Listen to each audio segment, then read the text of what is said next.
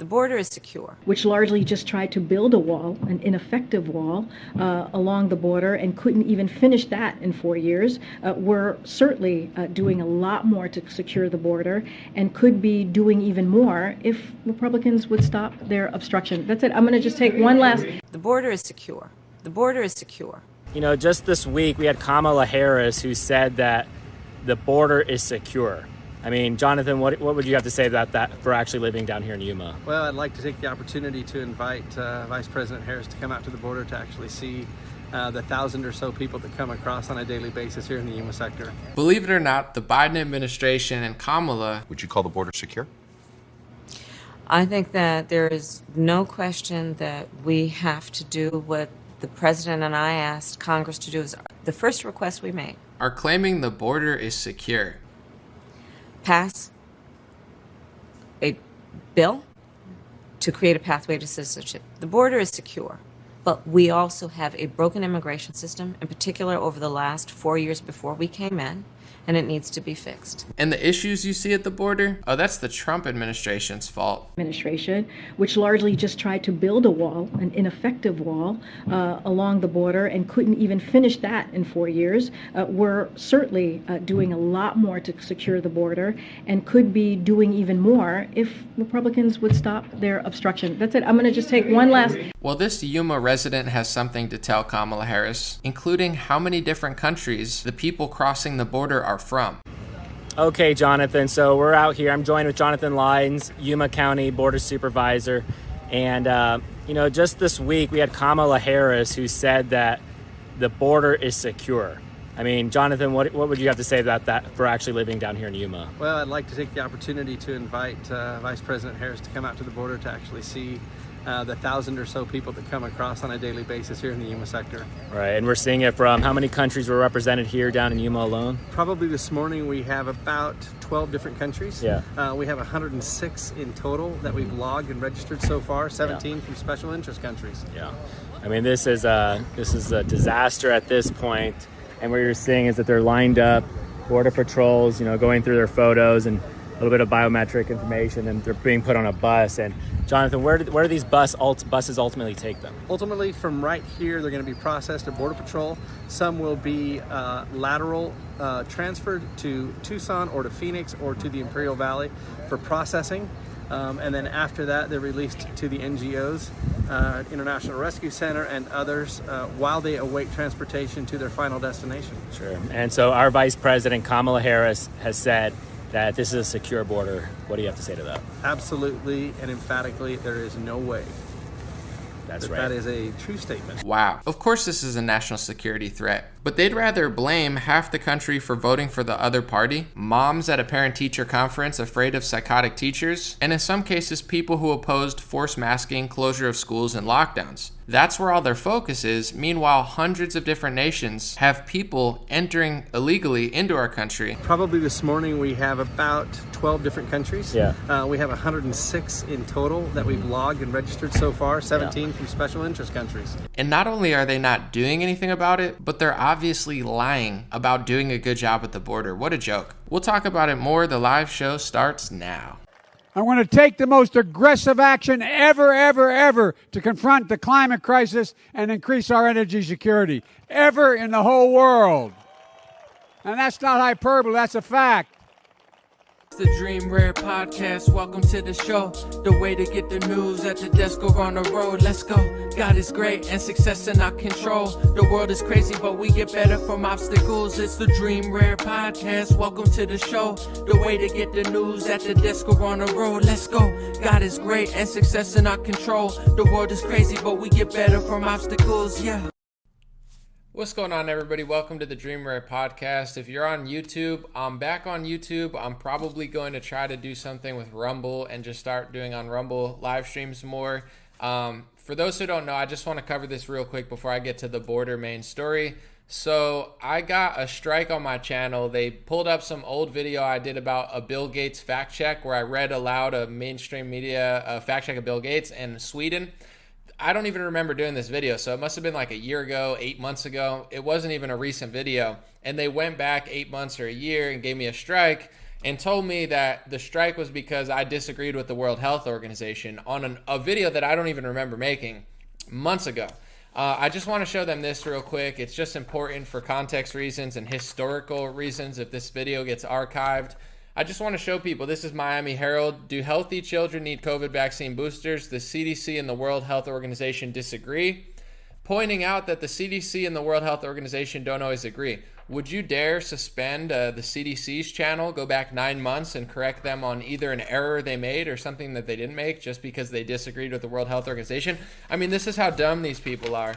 Reuters is showing you that World Health Organization and then the CDC, they disagree on adolescent booster shots. So it's just so insane. And real quick, I don't want to complain about it for too long, but YouTube won't even tell me which part of the video I did to get a strike. So this is how disgusting these people are. I'm going to expose them. StayInTouchWithMe.com if you're on YouTube. That's my free email list. Please sign up. I'm working on a fact checker expose. I got an email from one of the fact checkers. I'm going to expose them, show people what they said, and show you exactly how they work, because I have proof I think that a lot of people don't have of how they operate, and I'm going to let as many people as I know, see the inner workings of these losers. So with that being said, I just logged into Twitter today, and the most interesting videos to me were of Kamala Harris saying the border's secure, and then Karine Jean-Pierre, Biden's press secretary, saying that Trump left them a mess and they're the ones who are building the wall. Trump didn't even get to build it. It's so interesting because when Trump was trying to build the wall and stuff, that obviously was like, it's racist, you're mean, you're hateful. And now they're taking this approach of, oh, this dummy didn't even finish the wall. We're going to really finish it and we're securing the border. Of course they're not. Of course they're not actually securing the border. Maybe they will finish the wall. But that's the narrative that they're going with now, is that, we have it secured. Meanwhile, in that video, over 100 different countries, 100 different countries are just walking across the border. Where are these people from? Russia, China. Obviously, a lot of them are from South America, but not all of them. Haiti. I mean, it's insane that the national security people are allowing this to happen. But we know why. They're targeting you. They hate this country. They hate people who like Trump or moms interested. Like, that's where their main concern is. Yet they're somehow able to lie about this to the world, and people still believe them. Let's focus on solutions, because I could complain about the border all the time. What is the solution? Like, how do we actually do something about it? Before I explain my thought on a solution, let me play, I think this is NBC host Katie Tur on the Hill. She had a moment of introspection, and she admitted that the media is failing. So it's pretty interesting. I believe she's an NBC analyst on there, or some sort of host. Let's listen to what she says real quick. There was just a Gallup poll out today that shows that the trust in media, newspapers and television is hitting an all-time low. People don't trust us, they don't believe us, and it makes me wonder if this job, as I'm currently doing it, is effective, but if it's doing more harm than good. I don't have a good answer for that. Very interesting stuff. So that's a mainstream media host being like, we realize that we're very unpopular. I'm questioning if what I'm doing is even making a positive difference. I mean, congratulations, Katie Tur. More of that. We love introspection. We love self-awareness and self-accountability. We love the fact that media is failing. And we love the fact that she identifies that she might not even be doing something good, for the country or the world. That was incredible. I love seeing even people I disagree with come to that realization and be a human being for once. So, I think that's the good news, is mainstream media is failing. Old media is failing. This is why they're so desperate to censor me and other people, because we're effective. We're reaching out to the hip hop community. We're reaching out to left-wing kids, and, people that are younger kind of will watch our content because we don't yell at them like Fox News. So that's why they're so desperate to censor my video on YouTube. That's why they're so desperate to take away monetization sometimes and do all these crazy strikes, is because they know they're losing the battle of information. They don't have the strength that they used to have, the grip on media. So now they lean towards authoritarian styles of censorship, cutting you out. But I would say that that's actually a good sign, not the fact that they're doing it, but they're starting to admit, like, yeah, nobody really listens to us. Like when these type of, like Brian Stelter, you think Brian Stelter feels comfortable? And I'm not saying people should do anything to him. I don't believe they should. But it's like, you think he can walk around in Texas and feel good about it? Brian Stelter probably knows he's more hated than loved. There's probably more people that look at Brian Stelter in their neighborhood and think, my gosh, what a traitor this guy is. My gosh, what a loser this guy is. What a liar this guy is. You know, you can't buy respect. You could buy ads, big pharma ads on television. You can pay off people to, you know, do the bidding of your political agenda. But in this day and age, you can't buy respect, and you can't buy, you know, the will of the people. You can't buy God's favor. And, you know, I'm not saying that everybody has favor on them necessarily, but when you lie constantly and you act like you're holier than thou, like a lot of these media, they're such scum. They're so pompous, and they think, I deserve to be here. Like, oh, all these kids on TikTok and Instagram and all these Trump supporters making comedy videos, you know, they're not the real news. I'm the real news because I'm mainstream media. I put on a suit and tie and I do the bidding of the establishment. They're such elitist people where they just think that they're the news because they're getting paid by the big corporations. How dare you try to compete with me? But here's the funny part. They're getting mopped up. Nobody likes them. All they have is censorship.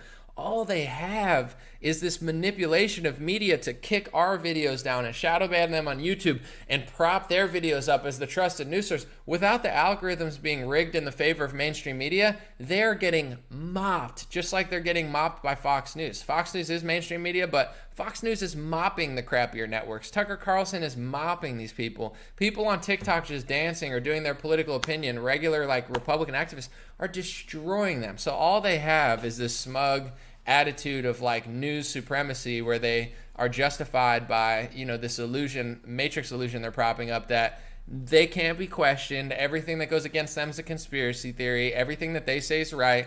They're going to push this agenda of, you know, big government control and energy manipulation under the guise of activism. And if you disagree with it, you're bad for the environment. If you disagree with their racial socialist agenda, hiding behind black people, you're racist. You know, we get the games they're playing. More and more people are waking up to it. The sloppier they get, the harder it is to cover up. It's almost easier for them to operate under Trump.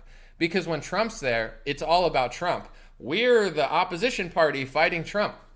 Now that they're in office, I mean, Joe Biden is probably the least popular president in modern history. I don't know statistically, but I know that he's got like really low approval rating. Nobody likes Joe Biden. It's easy to just blame Trump, and it's easy to just blame Republicans, and it's easy to not be in office and say what you would do better. Of course, now that they're in power, I think it's actually they're getting more exposed now than under the Trump administration because there's no more punching bag for them. That's why I really pray that the Republicans pick good leadership, because it's like if you play into the hands of the left, they probably wouldn't mind giving you stuff for a couple years to point at you again. So be very cautious of that. But, you know, the solution at the border is really simple. One, you know, Republicans will secure the border more than Democrats. That's just a fact. They can act like it's not true, but under Trump, I've talked to people at the border. I've talked to people who report there. I talked to people who know the border way better than anybody in the Biden administration. And they've told me that Trump's policies were deterring people from the border a little bit,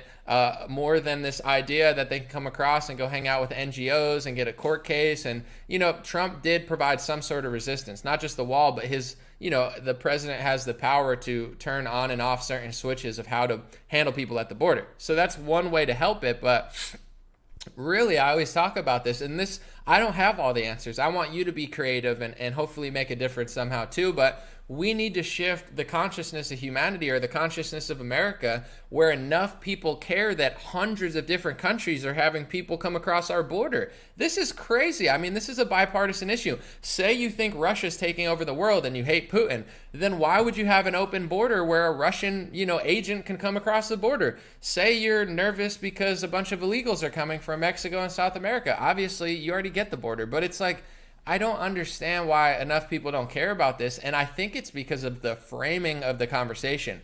I believe that Trump brought this to the forefront, and they made it look like it was a racist thing, right? And that became the framing of the border for a while. How do we break that border? This is just my personal opinion. You don't have to agree. Recreate the narrative. I know this is tough for people, and I know I sound like a hater when I say it, but it's like, Trump was true to him. Trump brought up border security. Trump changed the consciousness in tens of millions of people, and he started building a wall, right? And then he had a lot of resistance, etc. But at a certain point, I'm not saying you got to hate him, but create a narrative that makes sense, because just riding the narrative that Republicans have around the border, we've already maxed out on the amount of people who get it and the amount of people who don't.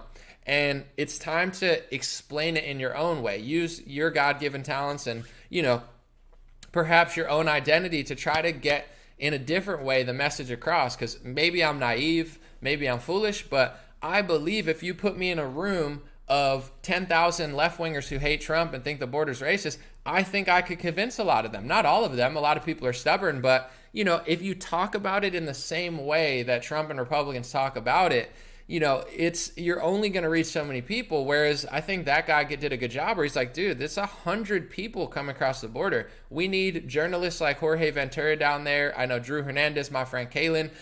We need people doing that on the ground reporting to show people exactly I know Bill Malugin from Fox News is down there showing people what's there, but then trying to explain it in the nicest way possible, not being a passive pushover, but being like, listen, this is a bipartisan issue. It's not just a race issue. It's not just a, Republican issue. You got hundreds of thousands of people coming across your border. I'm not saying that's why the cities aren't safe, but the cities aren't safe. You had, I believe, I was just on Drew Hernandez's show. He told me that an illegal immigrant recently beheaded somebody in California. A beheading, like we're in the, in an area of the Middle East. Like it's not all illegal immigrants doing it. It's not to scapegoat every illegal immigrant, but it's like you got homelessness driving out of control. You got left-wing prosecutors releasing multiple-time criminals and felons who just commit another murder when they get out. It's like a hornet's nest of problems where borders wide open, hundreds of thousands of people are coming across. They're not always sending their best, like Trump said, but everybody cried. You got homelessness and drug use ramping out of control. They're locking down things. Meanwhile, there's tens of thousands of people on the streets. You mix in hundreds of thousands of people that nobody even knows where they're from. They could be from Europe. They could be from Africa. They could be from South America. Who the hell knows? Because they're just whatever, tally them up and put them into the country. Combine that with the high crime rates, like these cities are becoming an absolute disaster. And I think eventually people are going to have to figure this stuff out, because the left-wing world will crumble. And so will the right-wing world, to be fair. But, this idea of San Francisco, oh, it sounds so good in 2008, right? Oh, Mark Zuckerberg's here, all the tech's coming here, oh, Facebook, Silicon Valley, Google, we live in our nice $3,000 apartments. It sounds good, it's nice, right? Oh, man, San Francisco's so fun. Yeah, it's so fun until it's not. Now San Francisco sucks. I think it's probably one of the craziest places in the world. I know there's war zones and bad places, but San Francisco is an anomaly. It's like this rich place. It's not like a broke place where, oh, it's poor because there's no money there. It's one of the sickest economies that we know, and it's just going to it's turning into a nightmare. It's like playing a zombie game. You're in the zombie game when you're in San Francisco. In a rich country, in a rich state, in a rich city, this is happening. So, I think people will be forced to wake up in the left-wing sphere, because New York's going to shit, LA's going to shit, Philadelphia's going to shit, DC's going to shit, San Francisco's going to shit. It's not just a people problem. It's not because there's so many people there. It's the culture, it's the type of people, it's the prosecutors, it's the politics, it's the lackadaisical way of leading somebody. At a certain point, if you don't have some sort of good policies in line, it's just going to keep declining. So I would say, just to wrap this up, I'll take a few of your comments. I think people in left-wing cities and areas are going to be forced to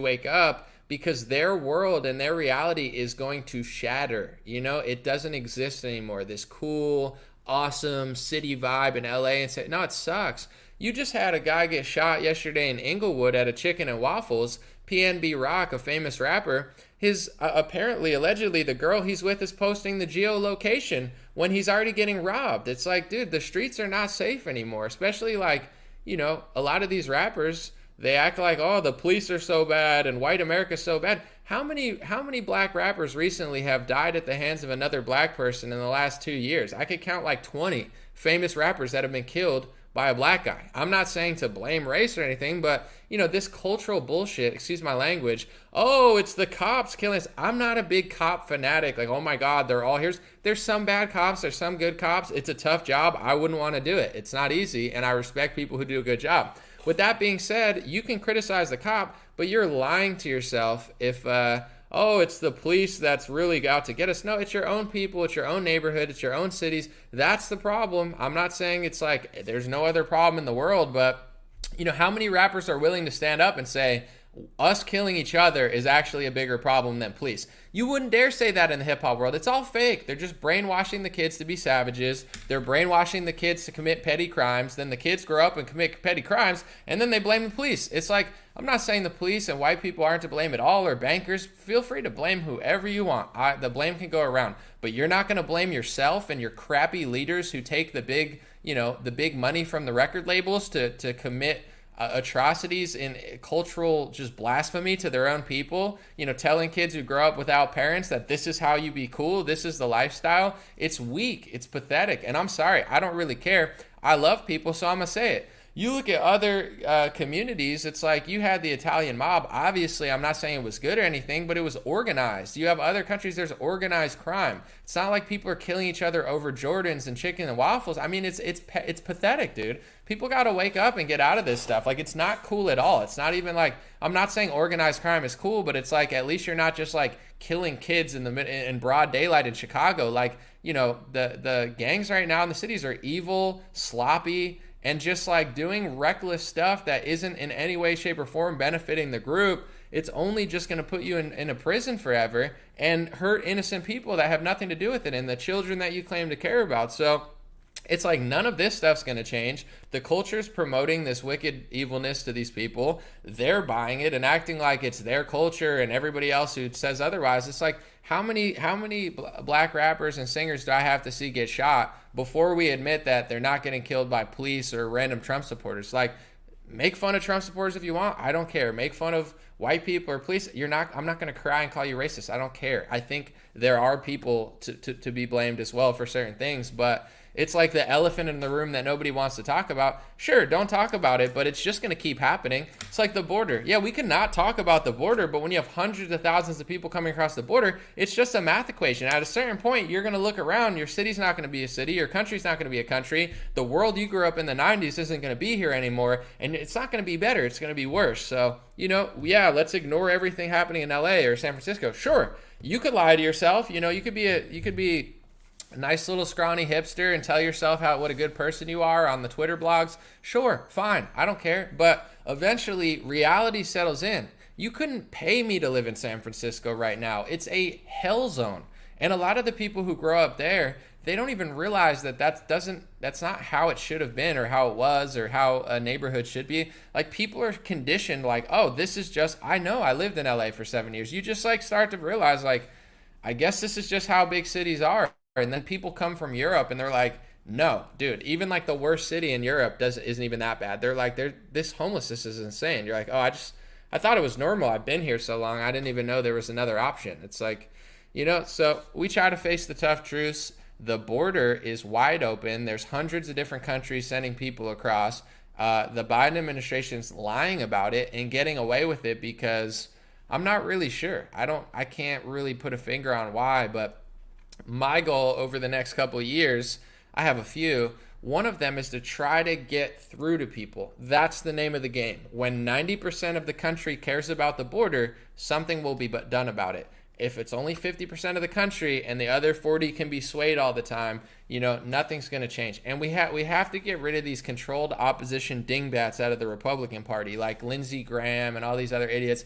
I don't care. He passed some sort of bill today about late-term abortion. I think it was like 15 weeks. On the front, 15-week abortion is insane. But here's the thing. Lindsey Graham is not passing this bill because he can actually save children and do it. Maybe he can lie and say he is. It's not going to get passed. They don't have the numbers. It's like when Republicans pass a bill, it says, we're going to impeach Joe Biden. No, you're not. You don't have enough votes in the House or Senate. I get it's a fundraising tactic. You tell people you're going to impeach Biden or impeach Merrick Garland. They pay you a bunch of money because they're like, oh, this person's cool. They're challenging the system. But in reality, you know the amount of votes that you have, and you know that it's not even possible to pass that bill. You're just doing it for attention and votes. That's what Lindsey Graham's doing with the abortion bill. I'm not telling people to be weak on it if you believe in it, but he's not getting it passed. He's only just throwing the midterms and throwing millions of votes into the hands of Democrats. If you're going to pass a bill, do it. But once you give it back to states' rights and a month later, now you're trying to nationalize, make everybody agree with you, I mean, morally, I understand where he's coming from, but not really, because it's not even going to pass anyway. So it's like me saying, I'm going to make all abortion illegal right this moment. It doesn't mean, like, my statement doesn't matter because I'm not doing anything about it. That's Lindsey Graham. It's all a stunt. I'm not convinced that he's not purposely doing it just to throw the election, because he's certainly not doing it to actually get the bill passed, obviously, but I don't know. Let me know what you think. Those are just my rough thoughts, but we do have to convince people and figure out how to get through to them. And I'm just going to keep trying to break the echo chamber, because I feel like there's two solutions to it. One, live your life, do your thing, focus on your passion, your craft, tune out politics, be the best you can be, and just take care of yourself and your life. I think that's an option. You don't have to be a political activist and do it. It's like, take care of your life, focus. The name of the game in this modern era is not even fighting the other side so much. I mean, obviously that's a part of it, ideological battles, but a lot of it is fighting your own discipline, your own cell phone. Like, this world, you could be lazy, you could be creative, you could work out, your own actions will determine your success in this world. So I implore everybody to really, figure out what they're doing on a personal scale, because whether it's Trump, Biden, Kamala, Pete Buttigieg, at the end of the day, you could still be a legend. At the end of the day, you could still work hard, or you still can't. So I think that's like the main thing that affects people's lives. But on that note, politically, I think two things. I think the Republicans need to be challenged much more. If we're the New York Knicks and we're playing the Lakers and our own team is scoring on our basket 20% of the time, we're never going to win the game. That's my metaphor for Republicans. Anomaly, why do you talk about Republicans sometimes more than Democrats? Because they're our team. They're the liberty-based team, but they're scoring on our own basket. They're almost worse than Democrats, because Democrats are the opponent that is your opponent. You're not going to vote for AOC. You're not going to vote for, Nancy Pelosi. But when your own people are constantly dunking on our own basket to rig the game, then it's like, at a certain point, that needs to be addressed. And also, I think culturally, right now, the left and the right are in their own echo chambers, and it's almost a battle. It's not even a battle of like whose messaging is better. It's almost a battle of like whose messaging is worse. Who's going to screw up last? That's going to be who loses the House or the Senate. I think the House is going to go to Republicans. I think the Senate is going to be a toss-up, but probably go to Democrats. I don't know, but in general, I think people need to realize that the left has lost millions of people because they're so cringe, they're so elitist, they're so small-minded. Oh, we're so open-minded. You're very closed-minded, and a lot of them get really upset when you disagree with them. Their world is shattering. You can say what you want, but if you live in the world of force mask the kids, force mask myself, everything needs to be force masked because there's an amount of COVID cases, now your world is shattering. Because Liana Wen from CNN, who was on your side, is now telling you don't have to do it anymore, and you're freaking out because you bought into everything they were saying. You're like, why would we take off the masks now when there's still cases around? It's like, because they I'm not going to say they lied, because then they're going to take my video down, but you get what I'm saying. I mean, honestly, one of them's got to be true. So if they told you then, why not now? People are like, what? They lied to you. I'm just going to say it. They overhyped, they underdelivered, and they promised you that acting this way was great for your health, when in reality, they made no effort to tell you about food and diet and all this sort of stuff. So in general, like, the left reality is shattering. So here's our goal is, start picking up people and picking up the loose ends. And I think you do that in one way. Be strong, don't be apologetic, and don't sacrifice your morals or anything. But I do think there's a way to convince somebody without being weak, through compassion and understanding. Oh, instead of just being like, I'm fighting you because I hate you and this is who you are, it's like, no, I'm going to make a pitch to the 20 million people confused by the climate change narrative and who don't realize that there is other environmentalism to do. And also, when you're using electricity, it comes from coal, which is a fossil fuel, and it's not necessarily the cleanest energy anyway. There's ways to break the narrative and get more people on our side, because we're going to need it moving forward. And I think the left is screwing up, and a lot of people in the Republican world are also screwing up and just, hey, screw you, I drink your tears. Oh, you're a fascist. It's like, yeah, fascist versus the drinking the tears thing. Like, I get it. Yeah, it's fun to make fun of the other side. I do it quite often. I also make fun of myself and, my side. But at a certain point, what are we doing? Do we want to fight on a playground every day, or are we trying to, win something and create a better world? So some things to think about. Appreciate you guys. God bless you. God bless your family. Real quick, if you're on YouTube especially, stayintouchwithme.com. I filmed my video. I'm fact checking the fact checkers, the Facebook fact checkers, the Instagram fact checkers, the YouTube fact checkers. I'm fact checking them all. I'm going to put music behind it. I'm going to have nice quality 4K footage. I'm not going to make a whole documentary or anything, but I'm going to do the best. I'm pretty good at video editing. I'm going to do the best video I can do to expose the fact checkers. I'm going to send it to hundreds of thousands of people on my email list, and I'm going to try to get around the algorithm because I'm just so tired of YouTube, Facebook, and Instagram, and their fact checkers are so sloppy. They're so smug. They're so evil. They're so wrong, and I caught them exposing exactly how they work. And people don't realize exactly how they operate. I know a lot of people understand and they see it. They're not dumb. But I'm just saying, I got them on a level to really explain how they work. And it's very bad. So I'm going to make that video. Sign up to my free email list at stayintouchwithme.com if you don't do anything else. Thanks for watching. Thanks for sharing. Thanks for listening to my Dream Rare podcast. Thanks for following me on Instagram at Dream Rare or TikTok. I don't really care as long as the information gets out there. And you have a good week. Appreciate you. I'll be back.